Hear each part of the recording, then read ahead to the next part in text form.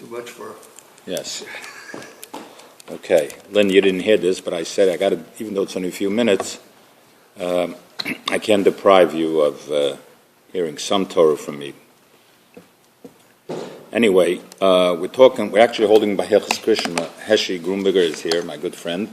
First time that I had such an honored guest over here from, I don't know, maybe 40 years we know each other. Anyway, so it was interesting that I started Hilchos Krishma on the day Bracha started. It was not planned, but like anything else, there's no coincidences. And so we're holding in the middle of Hilchos Krishma, and so I don't know, Ted, were you here the last year on Krishma? No. So Krishma, of course, obviously everybody knows it's the most right. One of the most awesome prayers that we say during the day. It's biblical, twice a day. Right. The Talmud starts with that, and but here's something interesting. As I mentioned, I think maybe once before, what's one of the holiest prayers in davening? We talked about it. Talk about it. Would be the Shema. It's actually probably, of course, one of the oldest ones, of course, Shema. But Aleinu is a very, very revered and awesome prayer. It's the only prayer that I found that it's mamish. It says that you must stand for it. Krishma, it's the reverse. It's preferred that you sit. If you're standing, you can say it remaining standing. But if you're sitting, you should not get up. It's actually prohibited from getting up. And there are a couple of reasons given for it. I think one of the reasons, I wasn't prepared to talk about this, but one of the reasons is, I think it almost looks like gayus. How do you say gayus in English? Haughtiness. Haughtiness, that you're getting up like, who am I over here? If anybody here has any different shot, this is a very open and interactive session. We only have a few minutes. Okay. Funny. Oh, it's also because of Kavanah. As a matter of fact, when you see with the Exactly. You go ahead. Kakafas, Yeah. they make Kakafas when it comes to the pasuk of Shema. They Right. stand. They stop. They stop.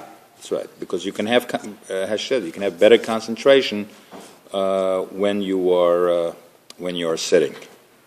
I don't know what your name is, but I have coffee here if you want. Okay. It doesn't have any milk or cream, so I don't know if you want chol. So there's OU creamer over here, but it's not chol of Yisrael. But take a coffee. Good morning, Ari. Sorry, I'm late. That's okay.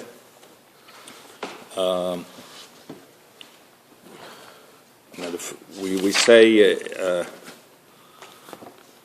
v'haftu.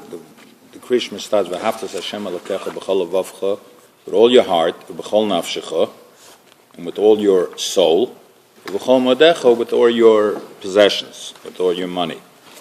So normally you would think that it's easier to give away your money than your heart or your soul, but unfortunately we know it's not so. That people, there's a joke they say.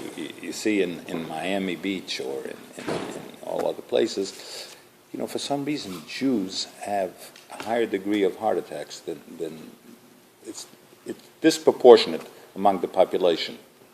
And because, unfortunately, a lot of Jews they concentrate, they're Jews at heart. People say, no, I don't keep it, but I'm a Jew at heart. So they concentrate all their Jewishness in their heart. It's too much. It stresses them out, Don't take this personally.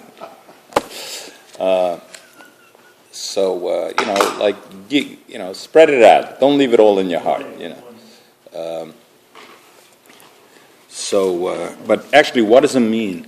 What does it mean? I was thinking about this actually on the drive here. What does it mean?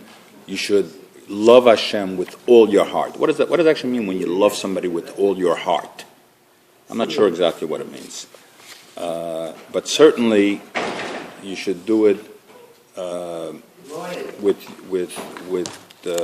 100% devotion and seriousness, and b'chol madecha with all your money. And again, it doesn't necessarily mean that if you have to buy an esrog that you should spend your whole life savings on doing a mitzvah. It's brought down. You should 20% of what you possess you should give for a mitzvah. But afterwards, that's the limit. You hear something like that? Yeah.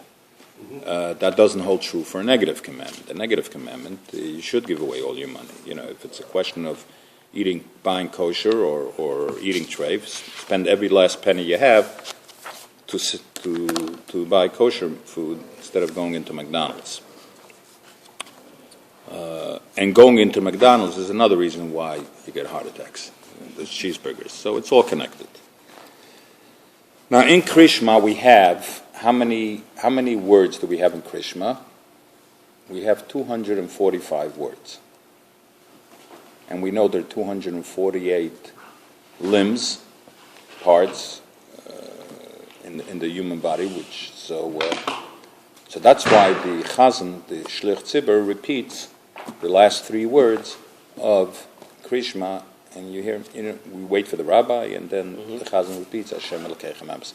What about you personally? Are you allowed to repeat Hashem Elokeichem Emes? I never knew this. I just saw it. You're allowed to repeat it? So it says you can repeat it. Quietly you can repeat it if you want to complete the 248. The other way we complete the 248 is in the beginning of before we start the Shema, we say Kel Melech Neman. That's without a minion, though, right? If you don't have a minion, because you're not hearing the Chazan repeat it. Right. So you say it yourself. The acronym for Amen, which is Aleph Mem Nun, which is Kel Melech Neman, so that completes the 248 words. Now also we know that what do we do by Shema? Ari? Cover our eyes. We cover our eyes. Why do we cover our eyes?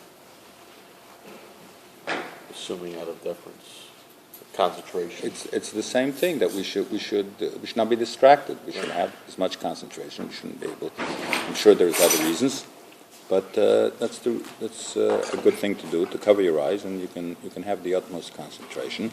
And afterwards we say what? After we say the Shema, which is not really in the Torah. What do we say afterwards? We say Baruch Shem Kavod Malchuso L'Olam Vod, which is just another form. Good morning. How you doing? Which is just another form of Kabbalah's Olam HaShemayim, to accept upon yourself the yoke and to recognize the kingship of Hashem. Now we say it quietly. Anybody know why we say it quietly? The second line? Yeah.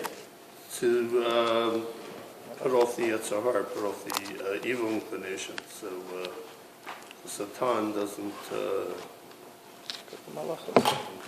Yeah, but on Yom Kippur we say it loud. Yeah. But the original reason why we say it quietly is because where did Shema Yisrael come from? This is what happened. Yaakov Avinu, the third of the... Yaakov Avinu called to bless his children, and the Shechina, the divine presence, left him. He got very nervous. He said, "Why? What happened?" He was worried that one of his kids had some kind of a flaw in them, and because of that, he would not be worthy of the Shechina. So all his kids told him in unison, Shema Yisrael. His name was Yisrael also. Yaakov's name was Yisrael. And it says, Shema Yisrael, Hashem Elokeinu Hashem Echad, proving to him that they are flawless, and it's not because of them that the Shechina left. So when Yaakov heard that, he was sort of like comforted and said, Baruch Shem Kod Mechus L'Olam Vod.